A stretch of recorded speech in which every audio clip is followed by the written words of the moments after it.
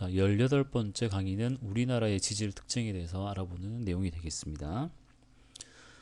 범위는 좀 많은데 내용은 이제 중요한 거 위주로 이렇게 설명을 좀 드리도록 하겠습니다.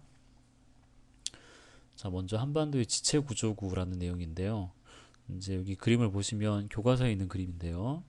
뭐 두만강 분지부터 해서 뭐 낭림 6개, 평남 분지, 경기 6개, 경상 분지 이렇게 그 우리나라를 구성하는 여러 가지 땅덩어리들을 이제 지체 구조라고 얘기를 합니다. 여기 설명을 보시면 한반도를 여러 개의 작은 땅덩어리로 나누어 보게 되면 각각의 땅덩어리는 이제 한반도를 이루는 그 하나의 이제 지체 구조구에 해당됩니다. 자, 몇 개의 육계와 뭐 분지로 구성되어 있고 그 다음에 육계와 분지가 번갈아 가면서 나타나는 형태를 이제 보인다라고 되어 있습니다. 자, 여기 보면 육계라고 하는 것도 있고 뭐 분지라고 되어 있는 것도 있는데 각각이 이제 어떤 건지 간단히 보시면 육계는 말 그대로 땅 덩어리입니다. 땅 덩어리. 그러니까 특별한 경향성이 없는 그런 이제 일반적인 땅덩어리라고 생각하시면 되고요.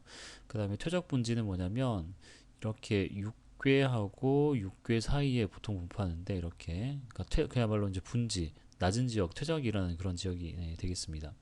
퇴적층이 이제 퇴적 분지가 되는 거고요. 또 경상 분지 이렇게 있죠. 그러니까 영남 육계라고 하는 것도 있고 그 다음에 습곡대는 여러분이 잘 알고 있는 습곡 작용을 받은 지역입니다. 그러니까 지각 변동을 좀 심하게 받아서 변형된 지역이다라고 보시면 되겠죠. 그러니까 여기가 바로 옥천 습곡대가 있습니다. 이렇게 여기 단천 습곡대도 있고요. 그 다음에 지구대라고 하는 건 뭐냐면 여기 길주 명천 지구대가 있죠. 지구대. 자, 지구대는 대규모 단층 때문에 그 단층 이제 그 경계가 생기게 되는데 그 단층 면을 따라서 이제 좀 풍화 침식이 일어나게 되면 이제 길쭉한 분지 형태 구조가 만들어지게 됩니다. 네, 이제 이런 곳을 지구대라고 얘기를 하고요. 그 다음에 추가령 구조곡 여기 있죠, 여기. 그러니까 이 구조곡은 뭐냐면 그 암석이 약한 틈을 전리라고 하는데 이 전리의 침식에 의해서 만들어진 이제 길고 좁게 이제 함몰된 지역을 구조곡이라고 얘기를 합니다. 어, 이제 우리나라에 분포하고 있는 이제 여러 이제 암석들, 뭐 시대별, 암석의 종류별로 나타내는 이제 그림이 되겠는데요. 자, 보시면 우리나라 전체적으로 이렇게 가장 많이 보이는 색깔이 바로 노란색이죠, 노란색. 이 노란색은 이제 어느 시대, 어떤 암석이냐면 성캄브리아 시대에 해당되는 변성암류에 해당됩니다. 그래서 우리나라 전체적으로는 그 성캄브리아 시대에 만들어진 변성암이 가장 많이 이렇게 덮고 있다는 이제 얘기가 되는 거죠. 그래서 옆에 그림도 보시면 성캄브리아 시대에 형성된 그 변성암류가 전체 암석 이제 시대별로 봤을 때 가장 많은 양을 차지한다는 걸 볼 수가 있습니다. 그 다음에 두 번째로 많은 건 중생대라고 되어 있죠. 중생대. 중생대는 이제 하늘색으로 표시한 화강암류하고 보라색으로 표현한 뭐 퇴적암류가 있는데 잘 보면 이제 먼저 화강암류를 보시면 화강암은 이제 마그마가 식어서 된 심상암이죠. 그러니까 이건 마그마의 이제 냉각으로 만들어진 이제 암석인데 보면 이렇게 대각선 방향으로 이렇게 분포를 하고요. 여기도 이제 많이 분포를 하게 됩니다. 그 다음에 퇴적암은 이 경상도 쪽에 많이 분포하게 되죠. 경상남도 쪽. 여기도 좀 일부가 분포를 하게 되고요. 그래서 중생대께 두 번째로 많고 그 다음에 이제 고생대, 이제 신생대가 가장 작은 시대별로 이렇게 암석을 이렇게 분포를 하고 있고 그 암석의 성인으로 본다면은 변성암이 제일 많고 그 다음에 화성암, 퇴적암이 이제 가장 적은 이런 수로로 나타나게 됩니다. 그래서 우리나라 국토의 한 2분의 3분의 2 정도는 그 성캄브리아 시대 그 다음에 중생대 그러니까 변성암, 화성암류가 이제 가장 많이 차지하게 되고 나머지 3분의 1 정도는 고생대 이후의 퇴적암류가 이제 우리나라 이제 표면을 덮고 있다 이렇게 보시면 되겠습니다. 또 이제 굉장히 뭐 많은 정보를 담고 있는 표가 하나 나왔는데요. 우리가 그 지질 시대별 특징 앞에서 이제 15강에서 요거에 대한 얘기를 했었습니다. 여기 각 시대별 그 이제 구분하는 기에 대해서는 우리가 봤었고요. 이 성캄브리아 시대는 뭐 그 원생이원, 시생이원 이렇게 또 나눠진다는 걸 또 우리가 이미 얘기를 했었는데요. 자, 여기 나오는 표는 뭐냐면 이 지질 시대별로 우리나라에 어떤 지층이 쌓여 있는지를 나타내는 겁니다. 그것을 지질 계통이라고 얘기합니다. 지질 계통. 그래서 여기에 조선 노충군부터 평안 노충군, 대동 노충군, 경상 노충군, 뭐 3개, 4개 이렇게 퇴적층이 이제 나와 있는데 이런 것들을 지질 계통이라고 하는데 여기 나오는 이런 퇴적층, 그 다음에 이 퇴적층 사이사이 나타나는 뭐 여러 가지 특징들, 뭐 여러 가지 지각 변동들 이런 것들은 여러분이 잘 알고 계셔야 됩니다. 외울 게 좀 많습니다. 여기는 지질 파트 들어와서 암기할 게 좀 많이 있는데 이 단원만 끝나면 이제 다음 이제 대기 파트로 들어가게 되는데 그때는 상대적으로 많이 암기하는 양은 줄어들게 될 겁니다. 자, 표를 좀 자세히 보겠습니다. 먼저 요 아래쪽 부분입니다. 아래쪽 부분. 자, 이제 성캄브리아 시대. 그러니까 여기는 아까 변성함이 되게 많았다 그랬죠. 그래서 이 변성함 복합체라고 되어 있고요. 그 다음에 고생대는 이제 캄브리아기부터 해서 페름기까지 이렇게 순서대로 쫙 이제 시대가 나눠져 있고, 이제 우리나라에서 나타나는 이 고생대 초기 이제 지층이 바로 조선 누층군이라는 하나의 대규모의 이제 퇴적층 이제 덩어리라고 보시면 됩니다. 그게 먼저 쌓여 있고 그 위에 부정합으로 회동리층이 조금 쌓여 있고 그 위에 평안누층군이 또 이렇게 대규모로 이렇게 쌓여 있습니다. 그래서 이 고생대당대는 이제 퇴적층은 조선누층군, 회동리층, 평안누층군. 중요한 거는 이 평안누층군하고 조선누층군의 특징이 중요하니까 빨간색으로 표시를 한 거고요. 그 다음에 이제 먼저 요약을 한다면 이 조선노충군의 특징은 해성층입니다. 해성층. 그러니까 말 그대로 바다에서 만들어진 퇴적층이란 얘기죠. 그러니까 이 조선노충군이 만들어질 당시에는 이제 이곳이 이제 바다였다라는 걸 알 수가 있습니다. 자, 평안노충군 같은 경우에는 평안노충군의 아래쪽 부분은 해성층입니다. 바다에서 퇴적된 거지만 이 평안노충군의 위쪽 부분은 육지에서 쌓인 이제 육성층입니다. 육성층. 여기는 이제 바다 생물이 아니고 육상 생물들이 이제 그러니까 육지에서 만날 수 있는 생물들이 이제 화석으로 발견되게 되겠습니다. 그래서 고생대를 이제 대표하는 이제 큰 지층은 아래쪽에 조선노충군 먼저 만들어진 거, 그리고 이제 고생대 후 말기 이제 끝에 만들어진 평안노충군 여기 두 개의 큰 퇴적층이 있고요. 그 다음에 표 윗부분을 보게 되면 이제 중생대하고 신생대인데요. 중생대도 마찬가지로 두 개의 그 퇴적층이 큰 게 하나 두 개가 있습니다. 대동누층군이 있고 위쪽에 경상누층군이 있습니다. 자, 이따가 또 설명하겠지만 이 중생대 같은 경우에는 우리나라에서 가장 큰 이제 지각 변동을 받았던 시기가 이제 바로 중생대인데, 그래서 이 대동누층군, 경상누층군이 만들어진 시기를 기준으로 본다면 먼저 이 대동누층군의 특징은 이제 육성층입니다. 육성층. 그러니까 호수 이런 데서 만들어진 퇴적층이라고 보시면 되겠죠. 경상누층군 역시 육성층입니다. 그러니까 우리나라는 중생대 때 바다가 아니라 육지에서 만들어진 퇴적층이 다 형성이 됐기 때문에 다 육성층에 해당되고, 특히 이제 경상도충구 같은 경우에는 공룡 화석이 나오는 걸로 이제 많이 알려져 있습니다. 실제로 공룡 발자국이나 이런 공룡 관련된 뭐 공룡알 이런 이제 화석들이 많이 발견되게 됩니다. 자, 또 하나 이제 아까 이제 지각 변동이 많이 일어났다 그랬는데 여기 대보조산 운동 그 15강에서 교실에서 노트 정리할 때 아마 요 내용을 아마 본 사람이 기억날 겁니다. 한반도에서 대보조산 운동이 일어나고 이때 만들어진 이제 화강암이 대보화강암 이렇게 부른다고 했고요.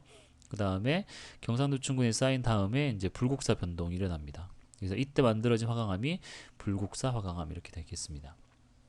그리고 신생대는 육성층, 해성층이 이제 반복이 되게 되는데 신생대는 이제 그런 특징이 있죠. 뭐 제주도나 뭐 울릉도, 독도, 제주도 한라산이고 백두산이 만들어지는 이제 그런 시기가 이제 신생대에 해당됩니다. 그건 또 이따가 말씀드리겠습니다. 자, 그러면 시대별로 좀 한번 살펴보도록 하겠습니다. 먼저 성캄브리아 시대의 먼저 특징부터 알아보겠습니다. 자, 여기 내용은 그 우리나라 지도상에서 이 시대별 암석이 어디에 분포하는지를 같이 봐야 됩니다. 그림상에서 암석이 분포하는 지역하고 특징을 같이 알고 계셔야 됩니다. 자, 왼쪽에 칼라로 보이는 거는 교과서에 있는 그림이고요. 오른쪽에 보이는 거는 수능 특강에 나오는 흑백 그림입니다. 같은 그림인데 이렇게 비교해서 보라고 두 개를 넣었습니다. 자, 보시면 우리나라 전역에 걸쳐서 노란색 분포가 아주 많이 나와 있는 게 보이죠. 요거는 이 성캄브리아 시대에 만들어진 변성암류의 분포를 나타내는 것이고, 이 회색으로 이 북한 지역에 이렇게 나타나 있는 게 상원기라고 하는 뭐 퇴적층도 있고 뭐 변성암도 있고 많이 섞여 있는 건데 이런 이제 지층도 나타나게 됩니다. 자, 여기 비슷하게 표현이 되어 있고요. 우리나라 전역에 가장 많은 분포를 보이는 이제 시대 암석이 되겠습니다. 자, 교과서 내용인데요. 줄을 좀 찾았습니다. 여러분도 이렇게 교과서를 보시면서 해당되는 곳에 줄을 똑같이 쳐주세요. 교과서 120쪽입니다. 자, 성캄브리아 시대는 변성 퇴적압류, 일단 변성암이고요. 또 화강 편마암, 얘도 역시 변성암이죠. 그러니까 이 성캄브리아 시대는 변성암으로 이루어진 퇴적층이 이제 그 암석이 많다 이렇게 보시면 되겠습니다. 그래서 우리나라에서 가장 흔한 기반암, 이제 이게 이제 이 기반암이 바로 변성암이 되는 거죠. 약 19억 년 전에 만들어진 암석이 대부분을 차지하고, 그 여러분이 원에서 배운 인천 대이작도 기억나시죠? 우리나라에서 발견된 그 암석 중에 가장 오래된 거. 얘는 이제 좀 특이하게 25억 년의 나이를 갖고 있다 이렇게 보시면 됩니다. 자, 그래서 이 성캄브리아 시대에 해당되는 암석은 변성암류가 가장 많다. 우리나라 면적의 가장 많은 부분을 차지한다. 이렇게 요약을 하시고요. 자, 이제 고생대입니다. 자, 고생대는 아까 얘기했는데 조선 노충군, 이게 먼저 만들어지고 고생대 초, 그 사이에 회동리층이 쬐끔 있고, 그리고 고생대 말에 평안노충군이 쌓이게 됩니다. 자, 조선 노충군하고 평안노충군의 위치를 잘 보셔야 됩니다. 자, 먼저 남한, 그러니까 우리나라 땅을 보시면 이렇게 녹색으로 표시된 부분이 여기에 있죠. 여기가 강원도 지역인데, 강원도 지역에 조선 노충군 퇴적층이 많이 나타난다는 겁니다. 그리고 회동루층 쬐끔 보이고요. 그 다음에 노란색으로 표현한 이제 평안노충군도 이렇게 일부가 나타나게 됩니다. 여기가 이제 평양이 대충 여기 좀 될 걸요. 요쯤 되는데, 여기가 평안남도입니다. 평안남도 지역에도 이제 고생대 지층이 많이 나타나고, 이쪽 이제 우리나라 끝부분에도 이렇게 퇴적층이 나타나게 되겠습니다. 자, 특히 여기 우리나라 남한 쪽에 있는 강원도 지역에 있는 지층 요 분포를 잘 기억해 주시기 바랍니다. 요거랑 똑같은 거죠. 자, 고생대는 아까 얘기한 것처럼 두 개의 큰 퇴적층이 있다고 했습니다. 그게 첫 번째 조선 노충군, 그 다음에 후기에 만들어진 평안 노충군, 그 사이에 회동리층이라고 되어 있습니다. 그리고 사이사이에 이제 부정합이 있어서 이제 그렇게 퇴적층이 만들어지지 않은 곳을 우리가 대결층, 결층이렇게 되겠습니다. 자, 먼저 조선 노충군의 특징을 보시면, 이제 조선 노충군은 이제 고생대 초기에 만들어진 해성층입니다. 해성층. 바다에서 퇴적된 지층이라고 보시면 됩니다. 그래서 이렇게 바다에 사는 생물들이 이제 화석으로 발견이 되고, 그 다음에 또 하나 볼 수 있는 게 이제 바다에서 만들어진 석회암들이 나타나게 되는 거죠. 석회암층. 그죠? 자, 해성층이라는 거 꼭 기억을 해 주시기 바랍니다. 그리고 이제 이 조선 노충군 위에 이제 부정합이 나타나고, 그 위에 이제 회동리층이 이제 퇴적이 되어 있습니다. 그래서 회동리층은 조선 노충군 위, 그 다음에 평안 노충군 아래, 그러니까 사이에 껴있는 층이 되는 거고요. 자, 계속 보시면 고생대 후기에는 평안 노충군이 쌓여 있다고 했습니다. 평안 노충군. 자, 앞에서 잠깐 나왔지만 평안 노충군은 퇴적층인데, 아래쪽은 바다에서 퇴적된 해양 해성층이고, 이제 위쪽 부분은 육지에서 퇴적된 육성층입니다. 그래서 여기 설명을 보시면 하부는 해성층이다 라고 되어 있죠. 그래서 석회암층이 발견되고요. 석회암은 바다에서 만들어진 퇴적층입니다. 그리고 바다 생물 이런 것들이 이제 발견이 된다, 화석으로 발견된다, 이렇게 설명이 나와 있습니다. 그리고 상부는 여기 설명을 보면은 무연탄층이 나옵니다. 석탄층. 예, 이거는 뭐냐면 육지에서 퇴적된 이제 식물들이 이제 나중에 이제 이렇게 석탄으로 바뀐 곳이죠. 그래서 이 상부는 육성층이라는 이제 이런 증거가 이렇게 나타나게 됩니다. 그래서 후기에 석탄기부터 폐렴기 전까지, 전기 폐렴기 전까지는 한반도 일부가 바다로 있었지만, 그 이후에는 육지로 드러나 있었음이 이제 이렇게 알 수가 있다, 이렇게 보시면 되겠습니다. 그래서 평안 노충군은 아래쪽 부분은 해성층, 위쪽은 육성층이다. 꼭 기억하시기 바랍니다. 자, 이제 중생대입니다. 중생대도 이제 우리나라 전역에 많이 이렇게 이제 암석들이 분포하고 있는데, 자, 중생대는 아까 뭐가 중요하다고 했냐면 화강암이 중요합니다. 화강암. 그러니까 퇴적층도 물론 있지만 화강암도 이렇게 같이 분포하게 됩니다. 자, 퇴적층은 노충군, 느충군, 그 다음에 화강암은 화강암 이렇게 표시가 되어 있죠. 자, 먼저 분포를 보시면 이 핑크색으로 많이 이렇게 전역에 막 이렇게 분포하고 있는 게 대보화강암입니다. 대보화강암. 그러니까 이거는 마그마가 땅 속에 이제 관입을 한 다음에 식어서 이제 화강암이 됐고, 그게 이제 현재 이제 지표로 드러나 있다, 이렇게 보시면 되는 거죠. 자, 그 다음에 대동누층군 퇴적층인데, 여기 쬐끔 있죠. 여기 쬐끔. 여기가 대동누층군에 해당되고, 여기도 조금 있고요. 그 다음에 경상누층군은 경상남도 지역에 해당되는 곳인데, 여기 아주 많이 분포하게 됩니다. 공룡 발자국이 엄청 많이 나오는 곳이죠. 그 그 다음에 불국사 화강암은 이 불국사 지역에서 먼저 발견이 돼서 이제 이름이 이렇게 붙은 건데, 이렇게 보면 여기도 좀 분포하고 있고 이쪽에도 이렇게 길쭉하게 분포하고 있습니다. 자, 왼쪽에 있는 오른쪽에 있는 흑백 그림도 같이 첨가해 주시고요. 자, 특징을 이제 교과서 내용을 보시면, 자, 중생대는 아까 얘기한 것처럼 계속 나오는데, 조산운동과 화성활동이 가장 활발했던 시기다. 이제 이제 그렇게 이해를 해주시고, 그래서 이 화성활동으로 만들어진 화강암, 대보화강암, 그 다음에 불국사 화강암 있고, 퇴적층으로는 대동누춘군하고 경상누춘군 두 가지가 있습니다. 자, 먼저 대동누춘군은 육성층입니다. 아까도 얘기했지만 중생대는 우리나라가 다 육지에 있었기 때문에 대동누춘군, 경상누춘군 모두 육성층에 해당됩니다. 그래서 주로 육상에 서식하는 담수, 폐류, 뭐 화석 등 뭐 절지동물의 화석 이런 것들이 이제 발견이 되게 되겠습니다.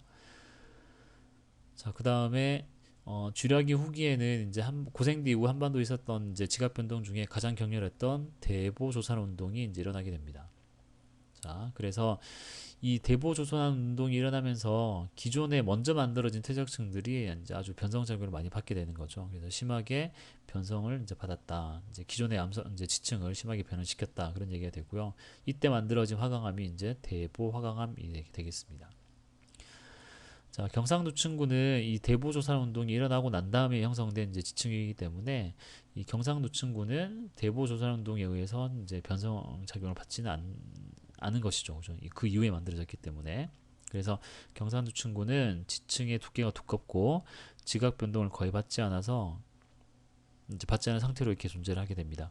그래서 그 하나 예를 들면 이제 뭐 이게 해남에 있는 우황리 여기에 이제 그 공룡 발자국이 발견이 됐는데 새 발자국과 같이, 그래서 이런 것들이 이제 이 경상누춘군 상에서 잘 발견이 된다 이렇게 보시면 되겠습니다.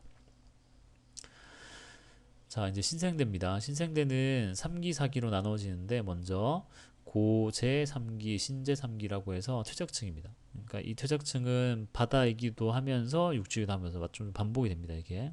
그래서 이렇게 우리나라 이제 일부 지역에 이렇게 분포를 하게 되죠. 그리고 오렌지색으로 표현한 거는 4기 화산암, 그러니까 마그마 분출로 만들어진 현무암이 잘 나타나는 지형이 되는 거죠. 백두산 쪽하고 여기 길쭉하게 있는 게 바로 여러분이 그 지주답사 갔다 온 사람 알 텐데, 여기가 한탄강 지역에 해당됩니다. 여기 요 아래쪽 부분에 여기요. 그 다음에 제주도도 역시 현무암에 이제 분출로 이제 그 용암의 분출로 만들어진 이제 지형이 화산섬이 되겠습니다. 자, 이건 흑백으로 나타낸 그림이고요. 자, 특징은 이제 우리나라는 후기 중생대 이후부터 대부분 육지로 드러나 있었습니다. 뭐 바다이기도 하고 왔다 갔다 하긴 하겠지만, 그래서 고재 3기하고 신재 3기에는 이제 육성층과 해성층이 이제 번갈아가면서 나타나게 되고, 4기 때는 이제 화산 활동이 많았습니다. 그래서 백두산, 한라산, 울릉도, 독도, 철원, 연천 여기 한탄강이고요. 여기서 화산 활동이 이제 일어나면서 이 지역에 많은 이제 현무암들을 형성하게 됩니다. 자, 그래서 시대별 특징은 이 정도로 이제 좀 정리를 하고요. 다른 내용도 이제 시험에 나올 수 있으니까 같이 이렇게 빨간 줄 친 거는 꼭 이제 암기를 하시고 주변에 있는 것들도 이렇게 같이 읽어보시기 바랍니다. 자, 요 그림은 126쪽에 나오는 그림인데, 이제 그 지구 탄생부터 이제 현재까지 오는 동안에 한반도와 관련된 여러 사건들을 간단하게 정리를 한 겁니다. 자, 그래서 이제 대략 이제 5억 년 전부터 보기에 여기 29억 년인데요. 요거는 이제 대이작도, 그죠? 대략 25억 년 정도 얘기를 하는데, 이제 이때 이제 형성됐다 이렇게 얘기하는 거고요. 5억 년 전 암석을 통해서 우리가 한반도의 그 과거 위치를 이제 알 수 있는 가장 오래된 시기가 되겠습니다.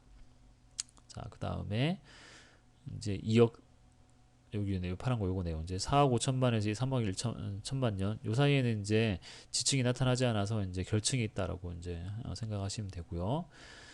자, 중생대 한반도 땅속이 불구덩이였던 시기, 요게 바로 대보조산 운동 얘기하는 거죠.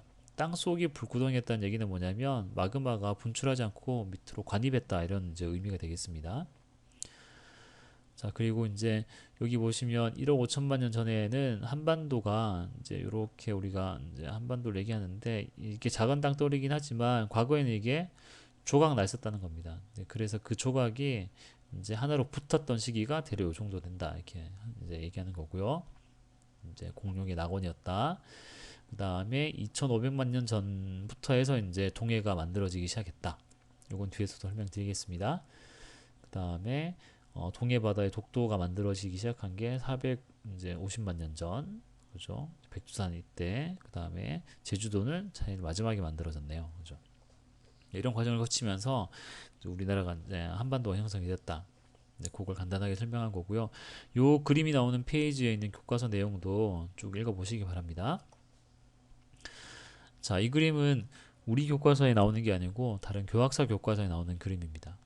자, 한반도의 지질학적 형성 과정을 나타내는 건데 우리 교과서 읽어보면은 간단하게 이제 말로만 설명이 되어 있는데 교학사에는 그림까지 나와 있어서 요거를 설명을 드리도록 하겠습니다. 학기 초에 드린 참고 프린트를 보시면 이제 거기에 똑같은 그림이 나와 있습니다. 자, 하나씩 이제 이 세부적인 내용을 여러분이 다 암기를 하는 건 아닙니다. 전체적인 이제 변화 경향, 어떤 일이 대충 있었다, 어느 시기다, 그런 정도만 알고 계시면 되겠습니다. 자, 맨 처음에 본 그림 중에 육괴라는 얘기가 있었죠. 육괴. 자, 여기서 경기 육괴하고 영남 육괴 두 개를 얘기하겠습니다. 자, 2억 1천만 년 전에는 우리나라 한반도에 이제 지금은 이렇게 육괴가 붙어 있지만 이 영남 육괴하고 여기 있죠. 이 경기 육괴는 서로 떨어져 있었습니다. 이렇게. 그래서 이제 땅이 계속 이제 움직이고 지각 변동이 일어나면서 이제 땅들이 이렇게 움직이는 거죠. 쥐라기 초에는 요렇게 분포했다가 그 다음에 쥐라기 말에는 이제 경기 육괴가 영남 육괴가 되는 겁니다. 이제 서서히 가까워지는 거죠. 그래서 언제 붙었냐면 백악기 초 약 1억 2천만 년 전에는 요 경기 육괴, 요게 경기 육괴고요. 요게 영남 육괴가 됩니다. 이게 붙어서 현재 한반도 모양이 이제 흡사하게 만들어지기 시작하는 거죠. 그래서 그 시기가 대략 백악기 초가 된다. 이렇게 설명하는 겁니다. 자, 핵심은 작은 땅덩어리긴 하지만 육괴들이 따로 떨어져 있다가 이제 이동을 하면서 하나의 덩어리 한반도가 형성이 됐다. 이런 얘기가 되겠습니다. 그리고 이 육괴와 육괴 사이에 경계가 해당되는 곳은 땅이 충돌한 곳이기 때문에 습곡 적용이 많이 일어났겠죠. 그죠? 그래서 앞에 다시 가보면 여기에 보면 옥천 습곡대가 존재하게 됩니다. 그래서 얘랑 만나면서 이 사이에서 지각 변동이 많이 생겼다 이렇게 볼 수가 있는 거죠. 자, 이제 마지막으로 동해 형성 과정인데요. 이거 역시 교학사 교과서에만 나온 내용입니다. 자, 과거에는 이제 한 2,300만 년 전 이때는 그 일본 대륙하고 우리나라 한반도 대륙이 서로 좀 가까이 붙어 있었다고 보는 거죠. 보고 있습니다. 자, 그래서 이 태평양판과 유라시아판의 수렴형 경계가 이렇게 형성이 되어 있었는데 태평양판이 이제 유라시아판 밑으로 이렇게 들어가게 됩니다. 이런 식으로 여기가 유라시아판이라고 하겠습니다. 여기 태평양판이 이렇게 들어갑니다. 이런 식으로. 자, 그러면 태평양판이 유라시아판 밑으로 들어가게 되면 이쪽에 있는 유라시아판도 태평양판이 끌어당기는 힘 때문에 같이 이렇게 빨려 들어가게 되는 거죠. 그렇죠? 이게 기름칠한 것처럼 미끌미끌하지 않고 좀 마찰력이 존재하기 때문에 태평양판이 들어가게 되면 그 힘 때문에 유라시아판도 같이 이렇게 빨려 들어가게 간다는 겁니다. 그러면서 이쪽이 빨려 들어가기 때문에 끌려 들어가기 때문에 점점 바다가 넓어지고 지각이 얇아지는 이런 변화가 생긴다는 거죠. 그러니까 늘어난다고 생각하시면 됩니다. 쉽게. 그래서 시간이 지날수록 점점 끌려 들어가고 점점 이게 바다가 넓어지기 때문에 현재는 현재는 아니고 이제 1,500만 년 전 이 정도 넓어져서 동해가 만들어졌다라고 얘기를 하는 것입니다. 자, 이것도 참고 프린트의 내용이 있으니까 간단히 읽어보시면 되겠습니다.